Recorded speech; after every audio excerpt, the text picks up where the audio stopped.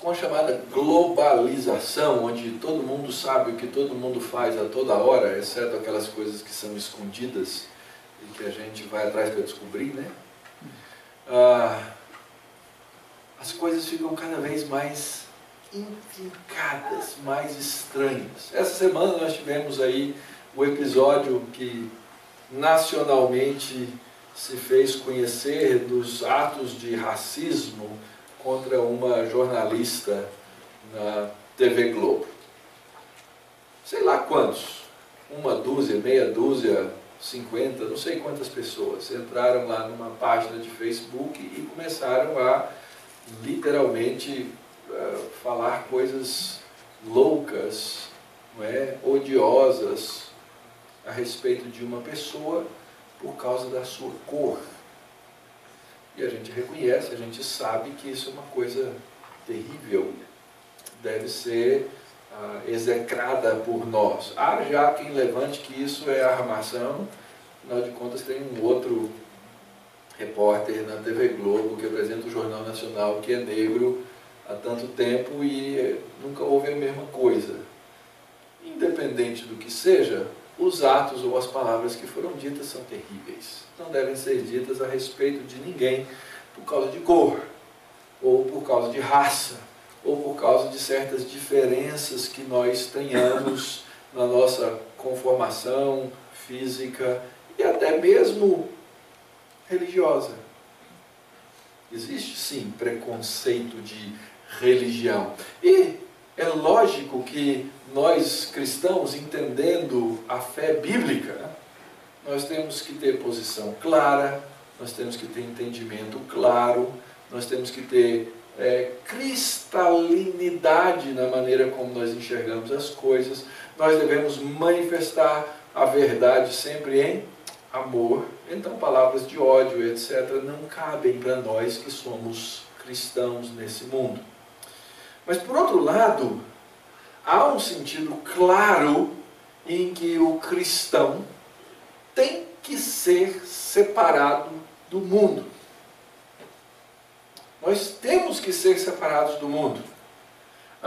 Sempre que o cristianismo se ajuntou, se amalgamou com coisas que não pertencem a si mesmo, ele acaba encontrando no seu futuro uma parede, um fim para aquilo, porque não é assim que Deus quer que a igreja dele viva.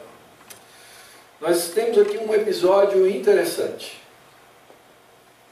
Esdras tem uma violenta reação ao fato de que o povo de Israel, incluindo seus líderes, sacerdotes e príncipes e magistrados, se casaram com mulheres de outros povos. A grande pergunta, mas então não pode ter essa mistura? Tem que haver esse tipo de segregação? Tem que haver esse tipo de separação? E alguém até pode levantar, pensa aí, alguns anos atrás, quando um homem branco se casava com uma mulher negra ou vice-versa, era escandaloso, inclusive no meio dos evangélicos. Parecia que era uma barreira intransponível, não é? Casar com gente de outras raças, para alguns, era algo impossível. O que está acontecendo aqui? O que nós crentes temos que entender a esse respeito? O problema aqui não era o que as mulheres que foram tomadas, elas eram dos moabitas, ou dos ferezeus, ou dos jebuseus, amonitas e etc. O problema era uma questão de separação religiosa. O problema não é que as mulheres eram de outros povos. Nós temos exemplos claros na Bíblia em que mulheres de outros povos foram trazidas para o meio do povo de Deus e esse casamento não tinha problema nenhum. O problema é que havia aqui o famoso casamento misturado, misto. E fazendo a infame piadinha, hoje, né, tem que ser misto, né, tem que ser homem e mulher, né? Mas fora a piadinha, o fato é que é necessário que no nosso meio haja uma clareza de vida espiritual. E o casamento do crente com o incrédulo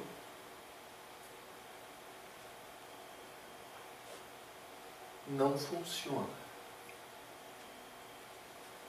Não funciona. Há na Bíblia situações em que crentes e incrédulos devem permanecer casados. Está claro no Novo Testamento. O apóstolo Paulo diz que uma mulher que se converteu e o marido é incrédulo, ela pode permanecer com o marido, porque Deus abomina, nós lemos lá em Malaquias, a rejeição, não é? Mas isso tão somente se o marido consentir com a vida espiritual da esposa. Senão, inclusive, nessa situação, ela poderia deixar o marido e vice-versa, se fosse o caso de um homem que se converteu e a mulher não era crente. O que está acontecendo nesse complexo todo aqui? Nós já vimos que o povo de Deus está voltando do cativeiro para se cumprir a palavra de Deus, porque eles haviam quebrado a aliança de Deus. Uma das quebras da aliança de Deus tinha sido exatamente essa do casamento misturado, aonde se trazia a fé diferente, achando que o casamento é uma coisa meramente humana e não uma coisa de fato espiritual. Vimos que Deus trouxe muitos pela sua misericórdia de volta, e eles deveriam cumprir o seu papel, que era a reconstrução do templo, para restaurar o culto a Deus. Enfrentaram problemas os mais diversos, inclusive um ódio ferrenho dos povos da terra, que não queriam ver a reconstrução, que sentiram ciúme. Vimos que houve ódio, e ódio persistente, até que a obra parou, ficou parada por 15 anos. Porque houve aí todo tipo de maquinação para que isso não acontecesse. Depois Deus levanta novos líderes e novamente o templo começa a ser reconstruído, finalmente o culto é renovado e o povo celebra isso diante de Deus. Passam-se 60 anos e agora aparece o personagem que tem o nome do livro que estamos estudando, Esdras. Escriba, segundo a boa mão do Senhor, ele havia disposto o coração para buscar, fazer e ensinar a lei de Deus. Esse deve ser o nosso lema de vida cristã: buscar, fazer e ensinar aquilo que Deus ensina na sua palavra a respeito da salvação, a respeito da vida, a respeito da adoração. E aí então vimos que no capítulo 8, houve aí uma luz de esperança quando volta do cativeiro um descendente de Davi. Isso é importante. Por que é importante? Porque Deus havia feito uma promessa que nunca faltaria homem que se assentasse no trono de Davi. E nós vamos descobrir mais adiante que esse homem que se assenta no trono de Davi, o grande rei davídico, é Cristo. É o nosso Senhor Jesus.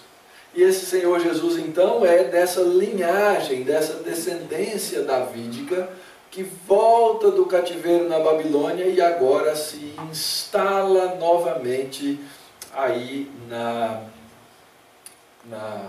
capital, de Jerusalém, e no reino de Israel. E Deus então agora começa a trabalhar aquele povo passa por todas as coisas que nós normalmente passamos.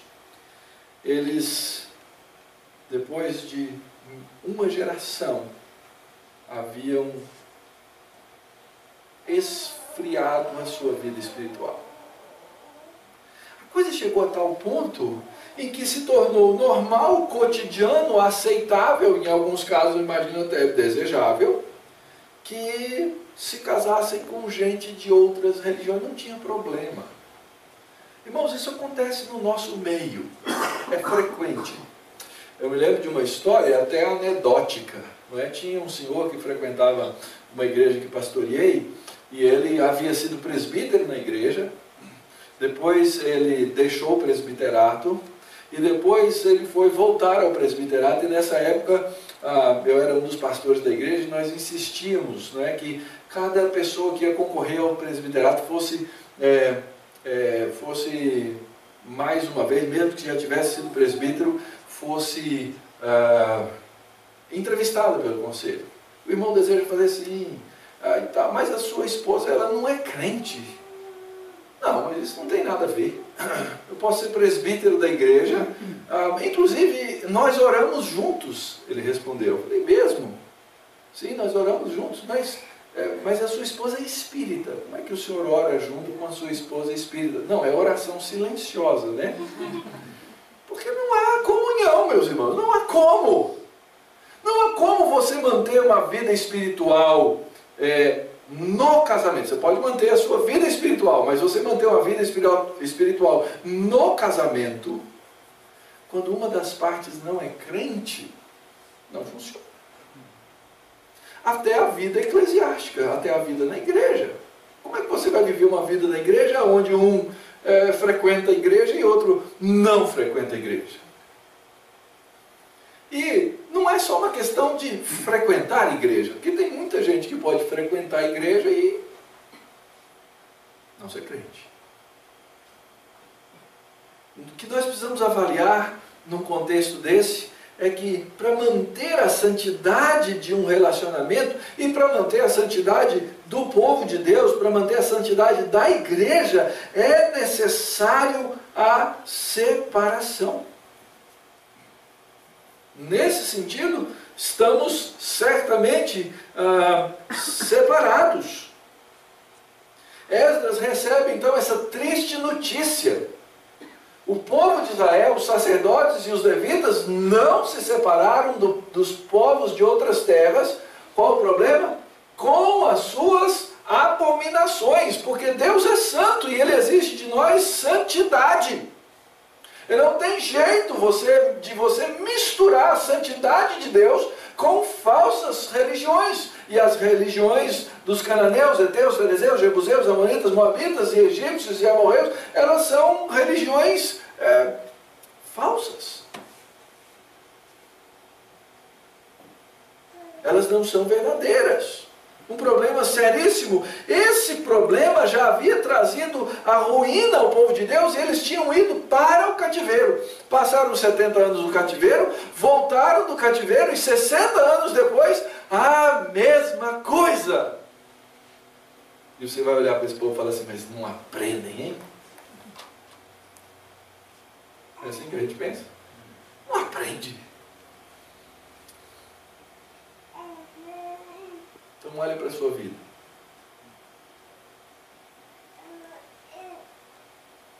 Nós somos esse povo.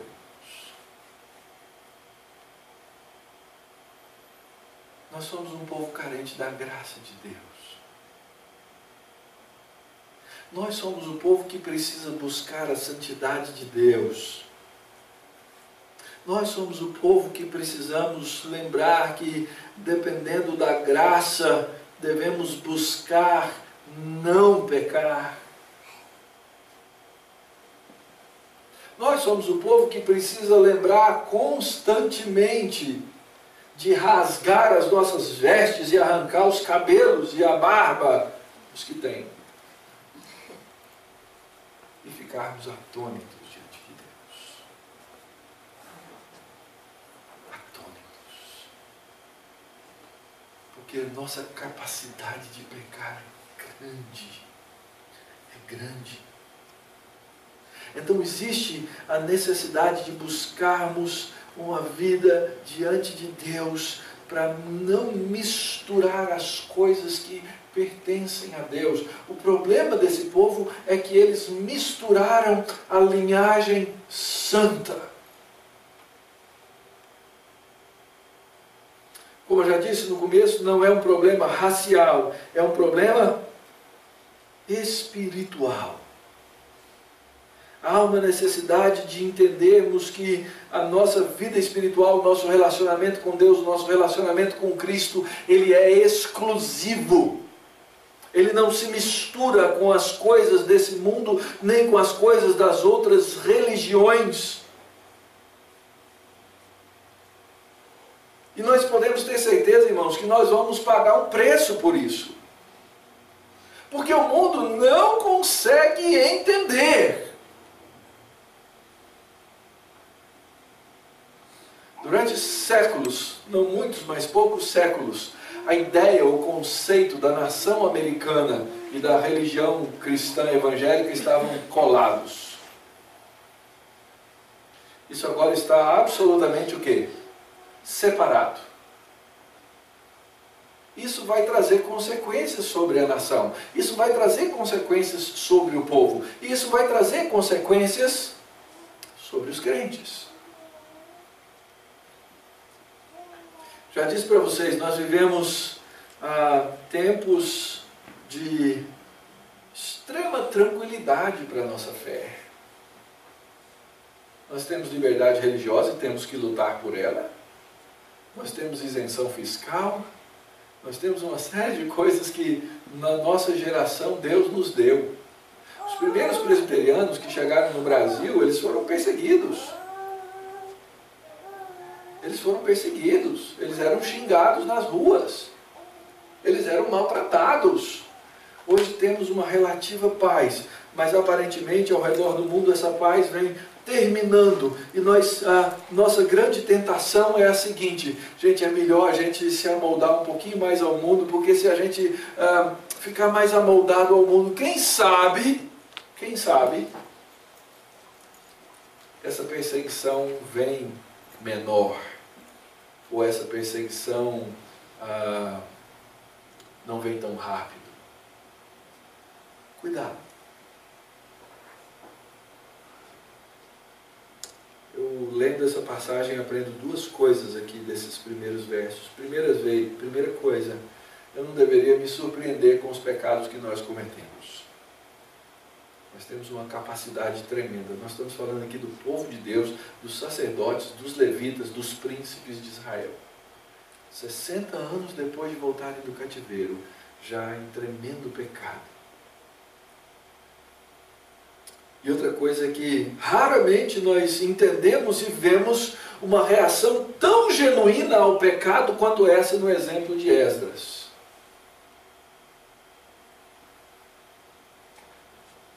Então, se por um lado não nos surpreende, por outro lado nós devíamos ficar atônitos.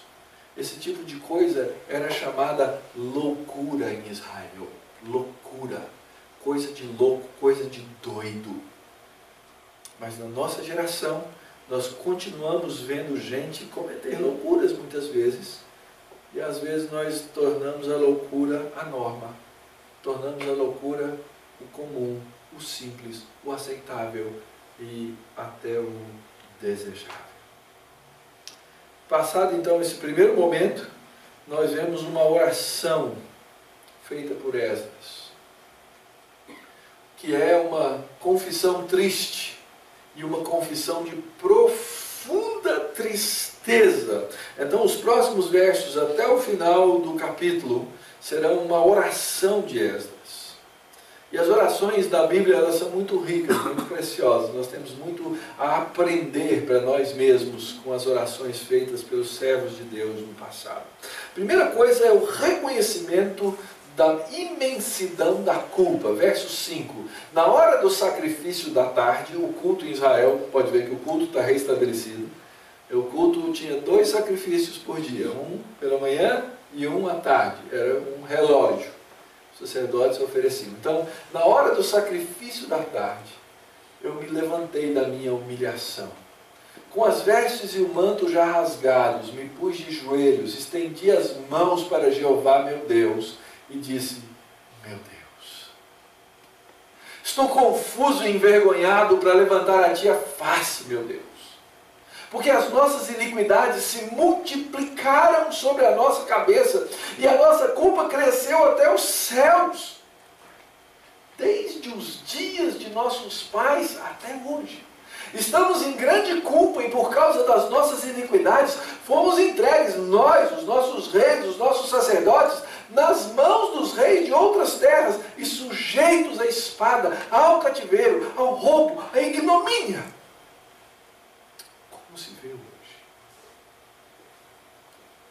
Esdras reconhece aqui o tamanho da culpa do seu povo, fica atônito com essa culpa, ele rasga as vestes, sinal da sua angústia, dobra os joelhos, sinal da sua humilhação, estende as mãos, sinal da sua súplica, e ele diz: Senhor, eu não tenho coragem nem de levantar os olhos, nem de levantar os olhos. Essa é uma manifestação externa de uma coisa que estava acontecendo no coração daquele homem. É uma manifestação externa de um homem que rasga, na verdade, o seu coração, como diz o profeta Joel: rasgai os vossos corações. Não adianta ficar rasgando a roupa se o coração não está rasgado. Mas você deve rasgar o coração diante de Deus. E a minha pergunta para você: quando foi a última vez que você rasgou seu coração diante de Deus? Quem sabe pelos seus pecados, quem sabe pelos pecados dos outros.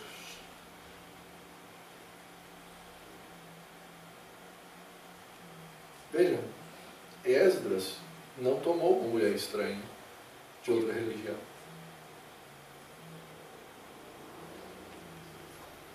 Mas ele está consternado diante de Deus. Nós vemos lá em Hebreus 10 que nós temos que ter o quê? Intrepidez para entrar no Santo dos Santos. Mas essa intrepidez para entrar no Santo dos Santos, que é por causa de Cristo, deve nos fazer tremer diante da palavra de Deus. Eu não enfatizei isso no verso anterior, ou nos versos anteriores, mas veja aqui, quem é que se associou a Esdras? Então se ajuntaram a mim todos os que tremiam das palavras do Deus de Israel.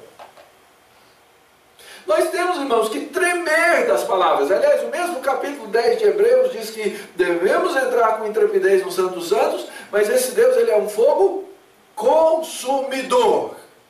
Consumidor.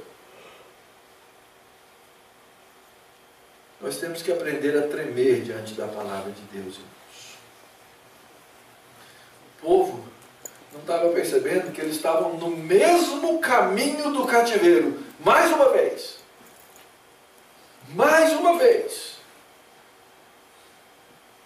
Foram levados e sujeitos à espada, ao cativeiro, ao roubo, à vergonha, e estavam repetindo tudo de novo. E aqui tem uma lição importante para nós, irmãos.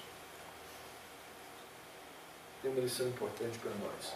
Ao nos aproximarmos de Deus em oração, nós temos que ter sim aquela intrepidez. Porque é por causa de Cristo. Mas nós temos que entrar em tremor da verdade da palavra de Deus. Porque o nosso Deus é um fogo consumidor. Esdras expressa a culpa na sua quantidade, na sua qualidade, na sua história. E assim é até hoje, Senhor. E é interessante como Esdras, que não foi daqueles que cometeram esse pecado, ele usa a primeira pessoa. Ele diz, nossa culpa, nossos pais. Assim é, meus irmãos, na igreja. A igreja que admite, às vezes até cultiva pecado no seu meio, ela toda se torna culpada. Por isso é necessário na igreja a santa disciplina, para que nós não sejamos contaminados da maneira como aconteceu lá. Observe que Esdras não coloca a culpa nas mulheres. Ele assume a culpa. Ele percebe que a culpa é sua e do seu povo. E ele percebe a imensidão dessa culpa. Nossas orações diante de Deus, então, tem que ter essas três características. A primeira delas, a intrepidez, porque entramos no nome de Cristo. O grande tremor da palavra de Deus, por saber que ela é a verdade, e o reconhecimento da nossa responsabilidade diante de Deus pela culpa. O texto continua. Verso 8. Agora, por breve momento, se nos manifestou graça da parte do Senhor nosso Deus, para nos deixar alguns que escapem, e para dar-nos estabilidade no seu santo lugar, para nos alumiar os olhos, ó Deus nosso, e para nos dar um pouco de vida na nossa servidão, porque somos servos, porém na nossa servidão não nos desamparou o nosso Deus. Antes estendeu sobre nós a sua misericórdia, e achamos favor perante os reis da Pérsia para nos reviver, para levantar a casa do nosso Deus, para restaurar as suas ruínas e para que nos desse um muro de segurança em Judá e em Jerusalém. Outra característica da oração. A primeira delas, o reconhecimento da culpa. Segundo, o reconhecimento da bondade de Deus. O verso 8 começa dizendo agora, um momento importante, um breve momento, na verdade, ele diz, dentro dessa longa história de pecado, Deus mais uma vez manifesta a sua graça e nos permite voltar para adorá-lo. Uma graça que traz, segundo Esdras, uma estabilidade. E talvez esse seja o nosso grande problema, irmãos. Cada vez que nós nos encontramos estáveis, nós relaxamos, essa é a nossa tendência. E nós relaxamos também espiritualmente e deixamos de buscar a graça de Deus. O que Esdras está dizendo aqui é que Deus permitiu que eles fincassem estaca de novo. E por misericórdia os reis da Pérsia permitiram que eles voltassem. Por misericórdia de Deus, eles receberam a graça da proteção de Deus. Então é no meio de uma culpa imensa que nós percebemos a graça e a misericórdia do Senhor aqui explicadas. Misericórdia, Deus não dando a eles aquilo que eles mereciam. Graça, Deus dando a eles aquilo que eles não mereciam. E assim então o povo de Deus sobrevive por causa da graça. O que isso deveria e deve nos ensinar? Até a sua ida diante de Cristo, querido. Até o dia que você chegar lá diante do Senhor. Seja por Ele te levar. Seja por Ele voltar. E aí nos ressuscitar. E nos levar diante dEle. Você vai ter que depender dessa graça. E aqui fica a minha pergunta. Você sabe depender da graça? Uma das grandes coisas que afasta os crentes da igreja é não reconhecer a graça de Deus. Nós temos uma espécie de orgulho espiritual. Não, eu já estou há tantos anos na igreja, já devia ser bom o suficiente para não cometer mais esses pecados. Mas como eu estou cometendo, então eu não vou mais. Dependência da graça significa voltar à presença de Deus constantemente em dependência, dizendo: Senhor, eu não mereço. Senhor, eu não cheguei lá. Senhor, eu não fiz tudo o que deveria fazer, eu continuo dependente do Senhor. O crente cada dia recebe os seus desafios de fé, e todos os dias o crente precisa desse suprimento refrescado da graça de Deus para continuar nessa obra, para nos fortalecer, para nos encorajar, para nos tirar da depressão que o pecado nos traz, porque nós só podemos ser levantados por essa graça. A graça é aquilo que aquece o nosso coração que se esfria na presença do Senhor. A graça é aquilo que nos reacende com o amor de Deus para continuar na presença dEle. Então, nossas orações devem ser com profundo reconhecimento da nossa culpa e, ao mesmo tempo, profundamente dependentes dessa graça de Deus. Reconhecimento. Essa é a terceira coisa que Esdras manifesta.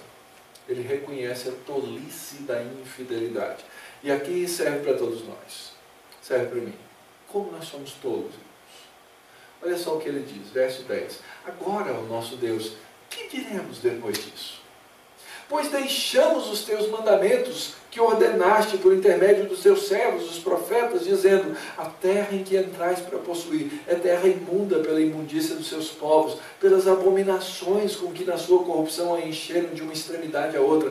Por isso, não dareis as vossas filhas a seus filhos, e suas filhas não tomareis para os vossos filhos, e jamais procurareis a paz e o bem desses povos, para que sejais fortes e comais o melhor da terra, e a deixeis por herança aos vossos filhos para sempre. O que Deus está dizendo aqui? Isso é uma lei, está lá no livro de Deuteronômio, e o que acontece aqui é o seguinte: você chega lá e o outro tem uma vida espiritual e uma religião absolutamente diferente. E naquelas religiões, todas elas eram exclusivistas, como o cristianismo é.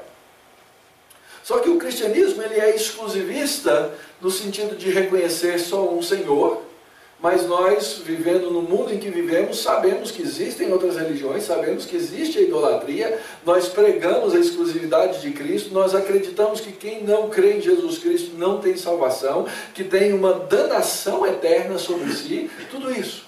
Mas eu sei viver com o diferente.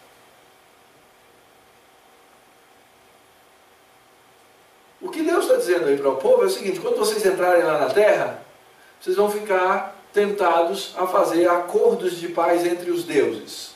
Não façam isso. Porque era assim, cada um tinha o seu Deus, Deus mandava aqui, Deus mandava ali. Então é o seguinte: eu pego um pouquinho do meu Deus, você pega um pouquinho do seu Deus, a gente mistura os dois e faz um sincretismo. E ele está dizendo: não façam isso, não misturem a santidade de Deus com outras coisas, porque isso vai ser a ruína de vocês.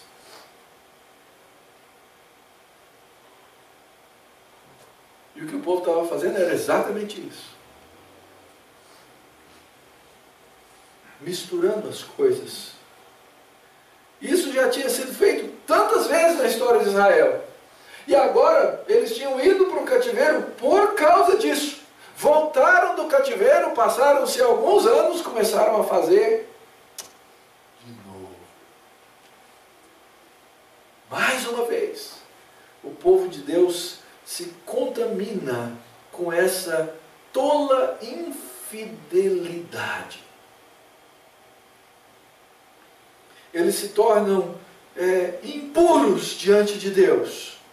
Colocam a sua esperança nos seus tratados de fé com outros povos. Colocam a sua esperança na mistura desses casamentos que não são puros, que não são limpos.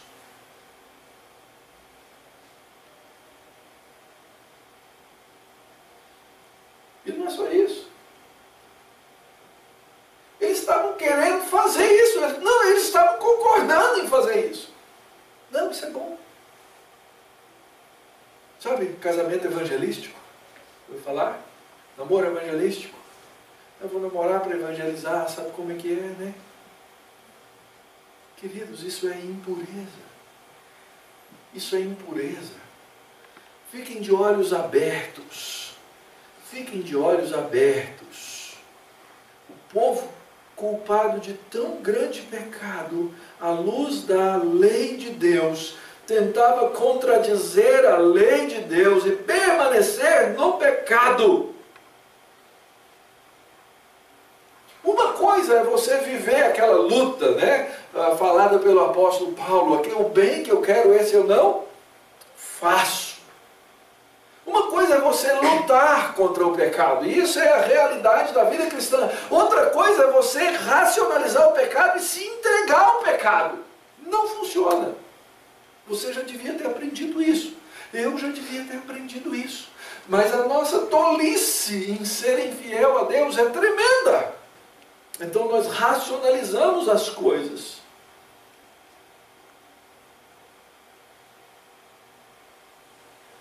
Mas nós devemos ter aspiração e desejo de viver uma vida santa, sabendo que a nossa velha natureza vai se intrometer muitas vezes nisso.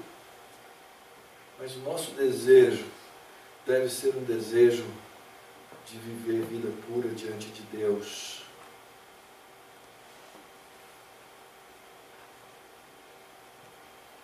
Versos 13 a 15. Depois de tudo que nos tem sucedido por causa das nossas más obras, da nossa grande culpa, e vendo ainda que Tu, ó nosso Deus, nos tem castigado menos do que merecem as nossas iniquidades, e ainda nos deste este restante que escapou, remanescente do povo que voltou do cativeiro, tornaremos a violar os Teus mandamentos e apresentarmos com os povos dessas abominações. Não te indignarias Tu assim contra nós, até de todo nos consumires, até não haver restante nem alguém que escapasse? Ah, Senhor Deus de Israel, justo és, pois somos os restantes que escaparam, como hoje se vê. Eis que estamos diante de Ti na nossa culpa, porque ninguém há que possa estar na Tua presença por causa disso. Deus continua a nos dar nova oportunidade.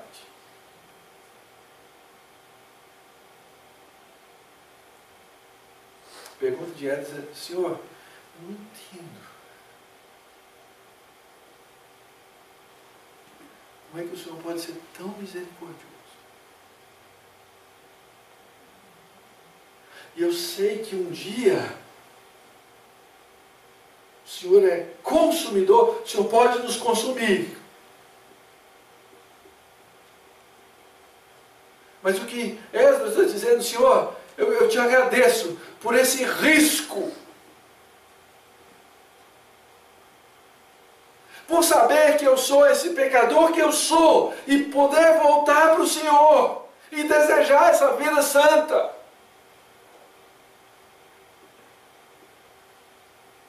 O que Deus está dizendo, querido, por meio dessa oração de Esdras, é: assuma o risco dessa nova oportunidade que Deus te dá.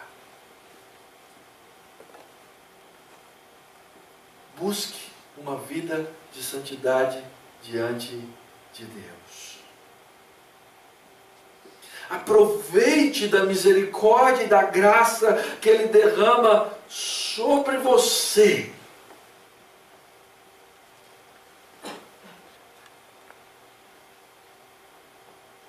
A oração termina com a declaração clara: Senhor, o Senhor tem todo o direito, toda a justiça, toda a verdade. Se quiser agora, me consome inteiro.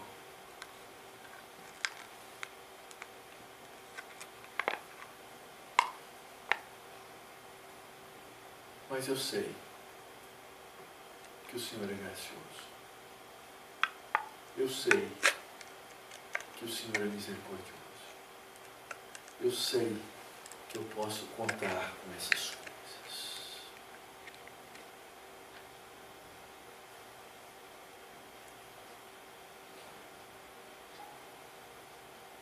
Ah, Senhor, verso 15. Justo és, pois somos os restantes que escaparam. E nós chegamos diante do Senhor na nossa culpa. O certo era chegar diante de Deus como? Sem culpa. Mas nós chegamos diante de Deus na culpa. E isso nos mostra ainda mais a nossa dependência de Cristo. Cristo que é o nosso Cordeiro. Cristo que é o nosso Cordeiro. Diante dessas coisas, irmãos, o que faremos? Primeiro, você precisa se humilhar diante de Deus. E a primeira coisa para você se humilhar diante de Deus é reconhecer a sua tolice. E a pior coisa que você pode fazer é ter orgulho espiritual. Não. Eu já estou num patamar acima. Se você tiver essa tentação de achar que você está num patamar acima, cuidado. Se você está em pé, veja que não caia.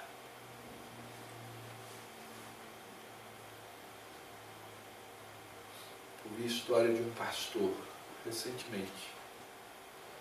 Ouvi recentemente. Que adulterou. E o relato dele foi o seguinte: eu deixei o poder subir na minha cabeça.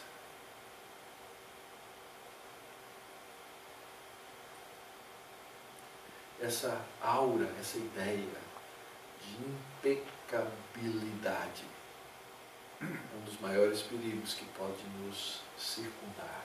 Reconheça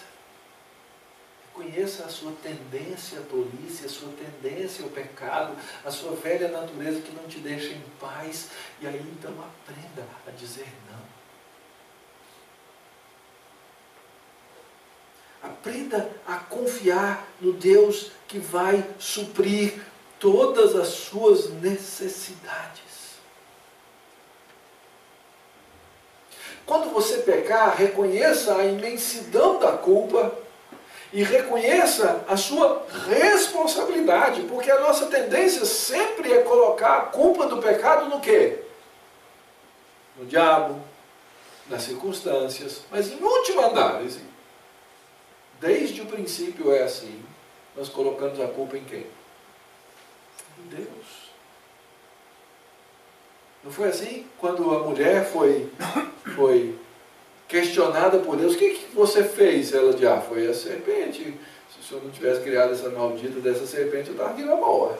Quando Deus foi questionar o homem, falou, se o Senhor não tivesse criado essa maldita dessa mulher, eu estava aqui na boa, ela não tinha me dado fruto, e eu estava na boa.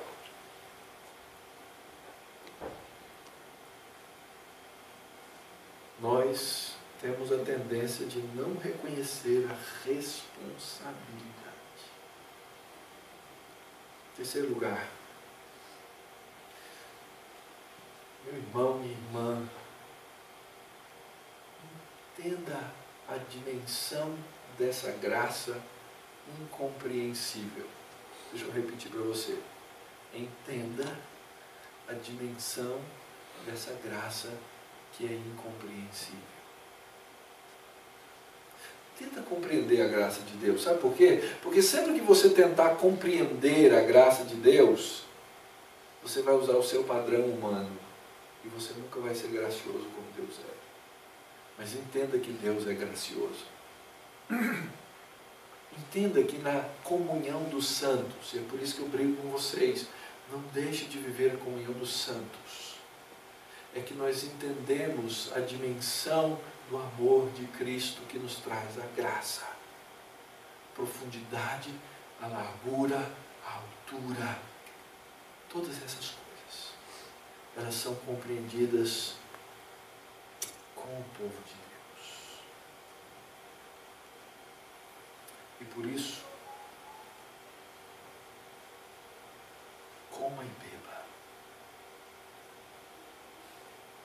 se você fosse basear nos seus méritos, na sua justiça, na sua retidão, na sua capacidade para beber e para comer desses elementos, você não vai encontrá-las.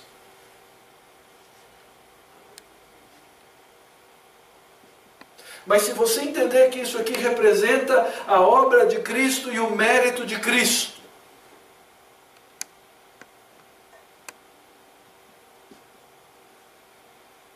aí então você vai poder tomar de modo digno. A dignidade para participar desses elementos não vem de você. A dignidade para participar do pão e do cálice vem daquele que nos serviu com o pão e o cálice. Cristo Jesus. Aqui está representada a imensidão da sua culpa, que custou o sangue do Senhor Jesus. E aqui está representada a extensão da graça, que foi na morte daquele que sem culpa o pecado o fez, para que nós pudéssemos ter vida, e vida ainda.